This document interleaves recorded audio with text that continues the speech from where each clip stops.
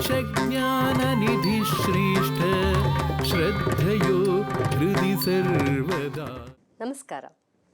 I am Shalini Vittal, the co-principal investigator of Noopura Bhramari IKS Center.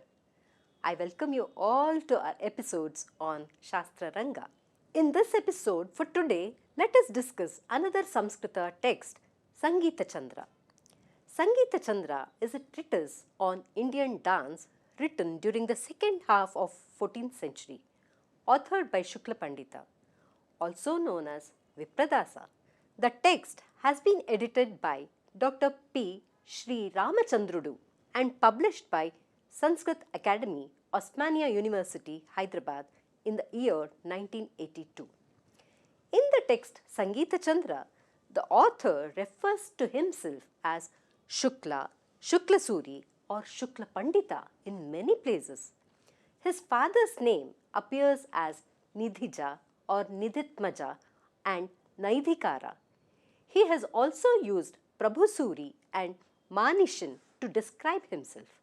Though the word Shukla is used less frequently for Vipradasa, the names Shukla or Shuklapandita must have been the original name of the author, while Vipradasa has many other words like Satyavak, Manishan, Vidvacharana etc.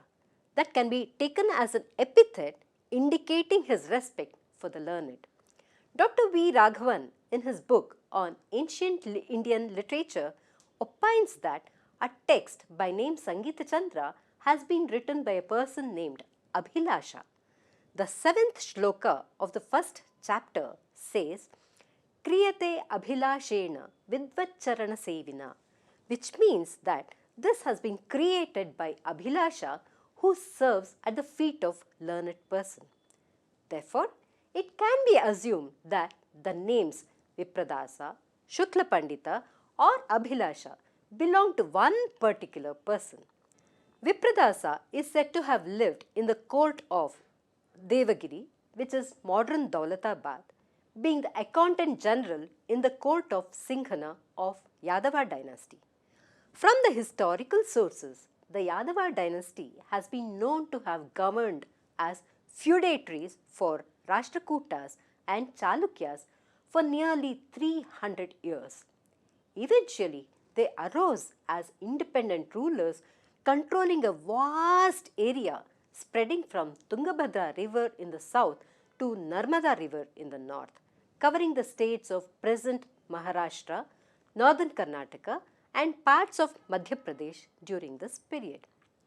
Also, at the end of the text, it says, there are many great musical texts, but nothing like Sangīta Candra. It says, Tatha etat pustakam shlaghyam dura dakshina deshataha ajahara nrpashteshtaha Shri Jagajyotirishita, which means that this book, which is praiseworthy, has been brought by the best of the kings Jagajyoti from a distant southern country. The topics connected with the art of dance is presented in a systematic manner by the author, who is well praised by the king Jagajyoti himself. From other sources, it can be understood that the king called to his assistance a scholar named Vangamani, who wrote a commentary on Sangīta Candra called Sangita Bhaskara in Nepali language, which is available in Nepal Palace Library. The king Jagajyoti himself has been an author of treatise called Sangita Sangraha, which is a text dealing on the subjects of music, dance and drama, which is in prose and verse. He also wrote an operatic drama called Hara Gauri Vivaha in Nepalese dialect. The king has given a considerable boost to dance and music during his reign in Nepal. In addition, Sangīta Candra text has influenced Nritya Ratna Kosha of Kumbhakarna of 15th century, as said by Sri Ramakrishna Kavi, the author of Bharata Kosha. Such evidences clearly indicate that our author Vipradasa was from south and his fame had reached throughout the regions of Bharata and Nepal as well. Vipradasa's Sangīta Candra denotes the shining or the illustrious Sangita. It can also be understood to be a serene light in the path of Sangita. The text follows Bharata's traditions in discussing about the Ranga Mantapa, Purva Ranga, and so on. It follows the 7th chapter, Nartana Adhyaya of Sangita Ratnakara also, while dealing with the technicalities of dance, with slight changes here and there. Though the manuscript is in a good condition, there are many scribal errors. The text discusses on the 3 topics of Gita, Nartana and Tala, but some of these portions are yet to be traced. The author names the topic of Nartana as Nritya Prakasha Adhyaya, which means the Adhyaya or the chapter dealing with Nritya at the end of Vishaya Uddesha, which means the intention of the subject. Bharata in his Natyashastra mentions many types of Natya Mantapas, Vikrishta, Chaturashra and Trashra, also Uttama, Madhyama and Adhama, Jeshta and Kanishta and so on. The present author of the text, Sangīta Candra, accepts Bharata's mentioning of Natya Mantapas and also introduces 2 varieties in the Chaturashra Griha, which is Dirgha and Sama. The author has spoken of the Ranga Mantapa following Bharata's tradition and must have definitely accommodated the Ranga Mantapa suitable for the then prevalent theatre-based dance traditions.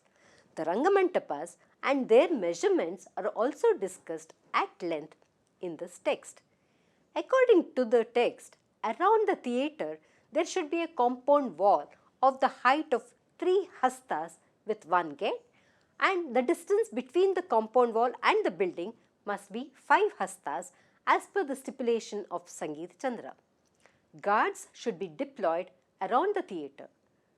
The author says, Nepathya sadana sarve nartaka shramanashanam ranga shirsham cha nepathya grihavaddar gamishyate, which means all the stage houses or the Ranga Mantapas are a relief from the fatigue of the dancers. The top of the stage is said to be as long as the stage house. Such a stage or a theatre with a compound wall can be seen at Nagarjunakonda. Further, the text consists of 2168 verses totally. The first chapter consists of subjects discussed elaborately on Mangalacharana to Lord Shiva, origin of Natya, Vishaya Uddesha, construction of Natyashala, Sabhapati Lakshana, spectators Lakshana, description of Purvaranga, its meaning, etc. etc. Along with Purvaranga Vidhi and its format, Pratyahara, which is seating arrangements for the accompaniments, Avataranam, which is Pratisthapana of gods and goddesses, Ashravana, which is tuning of instruments. The second chapter talks of the comfortable seating arrangements of the gods or the noble people and people in general.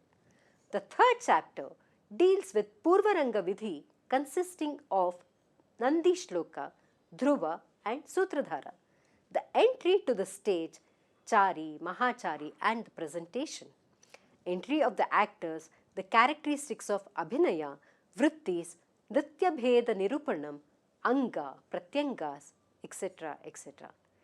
This includes head, hands, chest, sides, waist, feet, shoulders, neck, stomach, thighs, knees, wrist. It is to be noted that the ornaments are also considered as pratyangas. The vision or the drishti, the movements of the eyeball, eyelids, eyebrows, nose and breath, cheeks, lips, teeth, tongue, face, ragalakshanam, etc. etc. Heels, ankles, toes, soles, all these are discussed. We have hasta prachara also, which is position of holding the hastas, hasta karanas, different positions to hold the hastas and etc. We have the sthanakas for men and women, including the sitting sthanakas, charis, karanas, mandalas, nyaya, angahara, rechaka, etc. We have the rechakas of neck, feet, hasta and waist. We also have the Rasa Lakshanam, Nritya Upadhyaya, Nritya Acharya, Patra Lakshana, Patra Guna, Uttama Patra Lakshana, demerits of Patra, Patra Alankara, Desi Lasyangas, Prerani Nritya Prakara, Gharghara Beda Lakshanam, etc. There are characteristics of Nata, Nartaka, Vaitalika, Charana, Kolkatika, etc. Sampradaya Lakshanam is also included, which has Shuddha Paddhati, Prerani Paddhati, Gaundali Paddhati. There are two things that need to be observed from this text. One, this text talks about the Rangamantapa, Purvaranga Vidhi and so on in a detailed manner following Bharata's tradition, unlike many other texts. The Nandi Shlokas or the Nandi Shlokas as said by the text are explained under the heading of Nandi Shloka Prapancha, where the Nandi Shlokas are recited for the progress and development of the Ranga. One of such shlokas is thus: Kavikula Geetam Gunaparivitam Harisamalilam Bhajatan Rupalam, which means he worships the king whose pastimes are like those of Hari and who is endowed with the virtues of the songs of the family of poets. One more example: Yasya vilasaha kshitipati bhavastasya sada sukritasya samriddhi, which means that he whose luxury is the feeling of being the lord of the earth is always well done and prosperous. Further, the terms Nritya Upadhyaya and Nritya Acharya are treated as two different persons in this text. Nritya Upadhyaya's characteristics say that he is skilled in rhythm, composing essays and songs. He is also skilled in the musical instruments and in teaching his disciples. He is also a specialist in playing musical instruments and dancing. Nritya Acharya's characteristics are that he is endowed with all the above mentioned qualities and has the wisdom to distinguish bhava and rasa. He is an expert in lakshya and lakshana. He is knowledgeable to teach the traditions to Upadhyaya and other teachers also.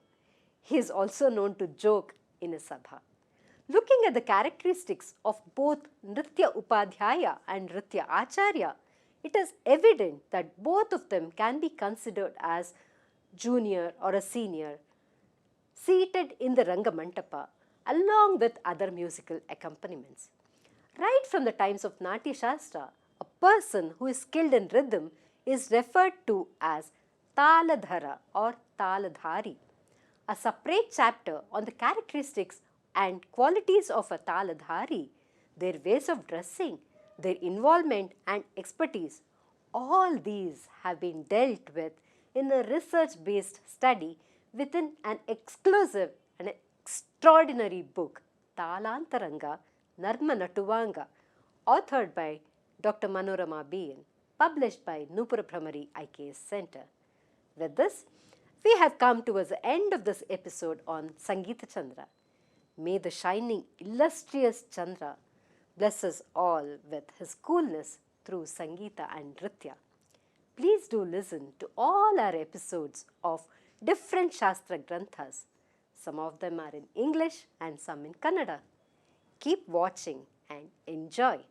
Like and subscribe to our channel, and yes, do not forget to comment in the text box. I shall get back to you with yet another extraordinary Samskrita text very soon.